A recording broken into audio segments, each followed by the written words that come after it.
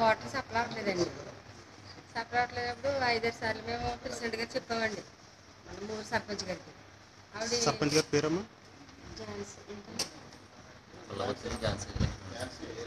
ఝాన్సీ లక్ష్మి గారు. సర్పంచ్ అండి ఆవిడ. ఆవిడ పేరే ఝాన్సీ అండి. ఆవిడ చెప్తే అమ్మ నేను చూస్తాను అని ఇలా 2-3 నెలలు పట్టి ఆవిడ చేపట్టిన కానీ ఫలితం తగ్గట్లేదండి. ఇంకా రోజు ఫోన్ చేసిన తర్వాత ఎమ్మెల్యే గారి దగ్గరికి వెళ్ళారండి ఉదయం. ఎమ్మెల్యే గారు సర్లేమ్మా నేను ఎవరికి పంపిస్తాను వెళ్ళిపోవడం అనగానే వచ్చేసారండి. ఎమ్మెల్యే గారు అంటే ఎవరు? గొల్పల సూర్యరావు గారు.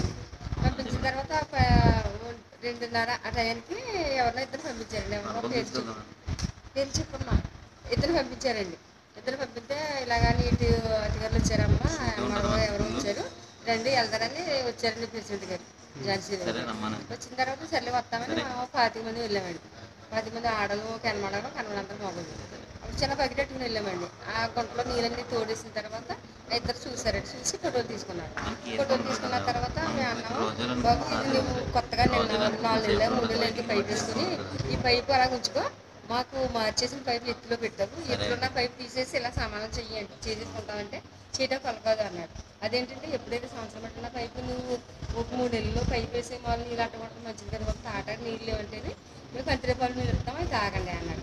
మాకు అయ్యొద్దు, మాకు ఈ నీళ్ళే కావాలంటేనే కాదు కుదరదు అన్నాడు. వద్దండి మాకు ఈ నీళ్ళే కావాలండి. నా పని ఏంటో మా లంచకూడదు అన్నాడండి ఈ అబ్బాయిని, మా అబ్బాయిని. బాబు నేను ఎదరికెళ్ళి బాబు అలాగనుకో, మా లంచకూడదు అని అనొద్దు, నీ అన్నం తిన్నాను, నీ కూడు తిన్నానా, లేకపోతే ఇంటికి వచ్చి నీ కొండలకు అడిగాను, నువ్వు మా లంచకూడదు ఎందుకన్నావు, నువ్వు మర్యాద ఇచ్చి ఇచ్చిపుచ్చుకోడు, కానీ మాటలు ఆడితే మాత్రం కుదరదు, మర్యాదలు అన్నా. కానీ మండల ప్రెసిడెంట్ గారు వచ్చండి రమేష్ గారు, అరే ఇంటికి వచ్చిన గొడవ కానీ అతను వెనక్కి వెళ్తే మళ్ళీ ఎదరికొచ్చారండి. తిట్టింది ఎవరమ్మా? బల్ల భాస్కరరావు గారు. కోపలేకనండి తిట్టమని ఈవేరు మెరకండి, అంతర్గత పని ఈవేరు మెరక. అతనికి మాకు సంబంధం లేదండి నీళ్ళ పైపుకి, కానీ దౌర్జన్యంగా అతను వేసుకున్నారండి. ఆ పని తిట్టిన పని నేను తిట్టొద్దని అన్న తర్వాత కుప్పి రమేష్ గారు అతను లాక్కుపోయారండి. లాక్కుపోయిన తర్వాత వాళ్ళ ఇంటి దగ్గర ఇచ్చారండి. కుప్పి మన రమేష్ గారి దగ్గర అంటే మండల ప్రెసిడెంట్ గారి కోపలండి. అటు పెట్టిన తర్వాత అందరూ కూర్చున్నారు. పైనుంచి నీటి కోసం వచ్చిన ఇద్దరు కూర్చున్నారు. కోపలు 4-5 వాళ్ళు కూర్చున్నారని మన వాళ్ళు నుంచుని ఉన్నారు. నుంచుని ఉన్న తర్వాత ఏదో మాట్లాడుతున్నారు అలా కాదు, మా నీరు మాకే వదిలేయండి బాబు అని అడిగితే అతను ఏంట్రా అంతమానం చెప్పిన అదిలో లేదు లైన్ చేయకూడదు, మా అదిగు లైన్ చేయకూడదు, మా లైన్ చేయకూడదు అని కుర్చీ ఎత్తి కొడుతున్న పని పైదేమో రేకండి. బల్ల భాస్కరరావు అండి కోపలతనండి.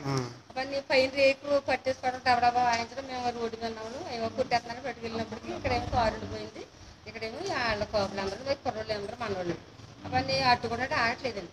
2-3 కుర్చీలు ఇరిగిపోయినాయి. ఈ అబ్బాయికి ఇల్లు ఎత్తుకెళ్ళి పక్కడ్డారు అని. తర్వాత మళ్ళీ మా ఆయన గారు ఆ పక్కనే నుంచొని ఉన్నారండి. ఈ బల్ల భాస్కరరావు గారు వచ్చేసి ఈ కుర్చీలు ఎప్పుడైతే వాళ్ళ కూర్చొని వచ్చేసి పీ కట్టేసుకున్నారండి.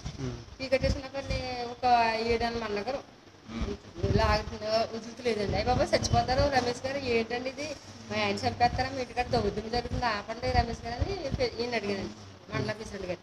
అడిగితే ఆయన వచ్చి లాగారండి. లాగిన తర్వాత ఇలా వదిలించిన తర్వాత ఇప్పుడు రమేష్ గారు అదే మండల ప్రెసిడెంట్ గారు తమ్ముడు గారు హ్యాండ్లు ఉంటారు కదండి నీళ్ళు మోటార్ వేసుకునేది ఇంజిన్, ఆ హ్యాండ్లెట్కి వచ్చాడు. ఎవరు వచ్చారు? మండల ప్రెసిడెంట్ గారు తమ్ముడు. ఆయన ఏం పేరమ్మా? ఆ అబ్బాయి పేరు తెలియదండి, బాబులేనండి.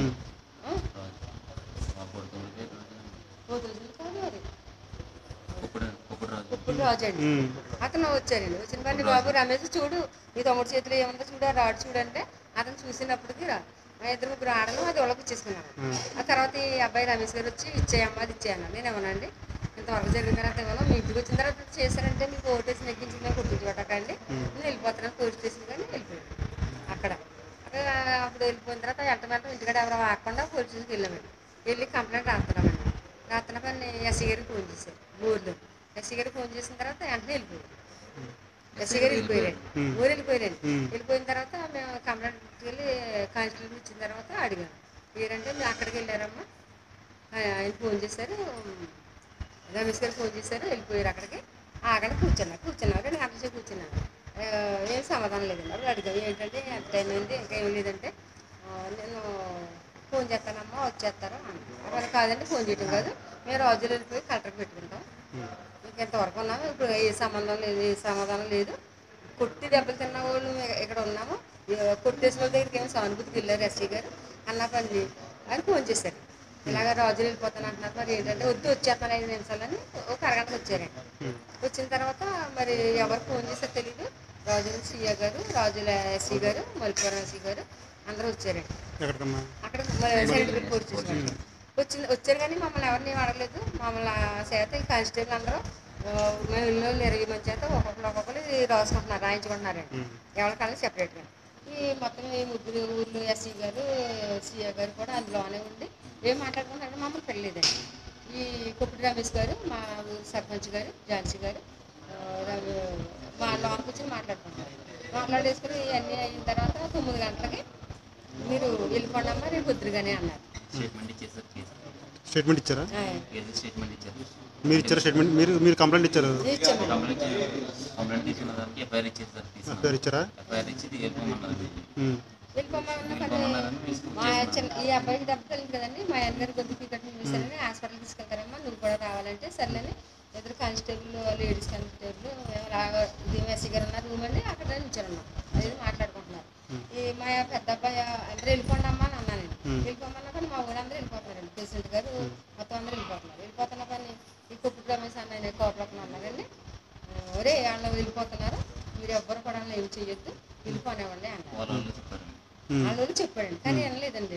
సరే అంటారు కదా అనుకున్నామండి, వాళ్ళు ఇలా చెప్పాడు ధైర్యం ఉన్నారు కదండి, వెళ్ళిపోతున్నారు కదా ధైర్యం ఉండదు అనుకున్నప్పటికి వీళ్ళందరూ ఇలాగ 150 మంది పోలీస్ స్టేషన్ ఎదురుగా సిమెంట్ మీద ఉన్నారండి.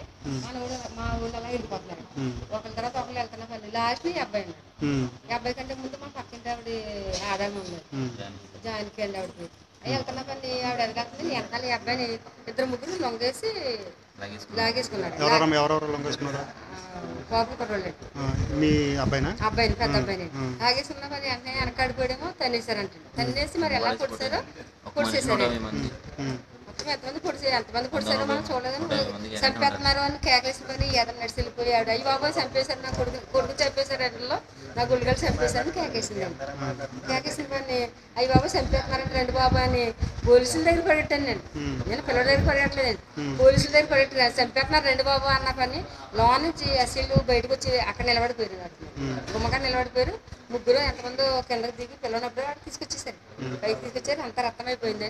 అప్పుడు బట్టలు అయితే వేసిపోయినటువంటి పోలీసులు మొత్తం ఈ పెద్ద దెబ్బలు ఇవన్నీ ఫోటో తీసుకున్నారు. ఫోటో తీసుకున్నారు